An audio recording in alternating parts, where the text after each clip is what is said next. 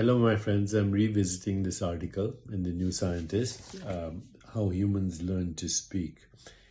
And then it goes on to say the accidental origins of our greatest innovation. Scientists love accidental explanations. So one thing this article makes clear is that the model that we call the biological model for language, how brains conceived of creating language, and the grammatical anatomical brain model is not satisfactorily explaining the evolution of language in human beings, particularly narrative language, scientific language, mathematical language, poetry, and musical language.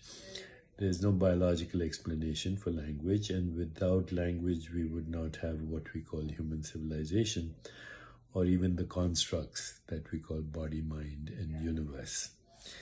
So while this article does say that language is the recycling and evolution of culture, it doesn't go further enough. The recycling of culture and language is the recycling of collective consciousness, which is in humans a particular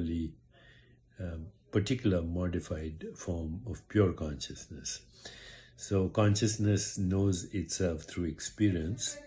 Experience is in consciousness, and consciousness is formless, infinite, irreducible, dimensionless, and yet it modifies itself into experience, all processed in consciousness, and then creates models of reality, including what we call body, mind, universe. And based on those, there are other models that we create, or concepts, birth, death, eternity, etc.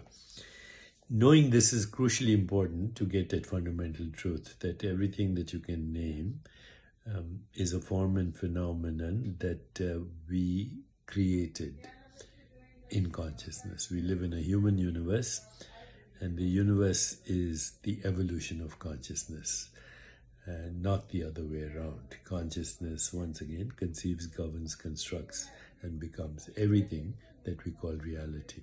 But because it is formless and infinite, all reality is subject to revision. So overall, useful article.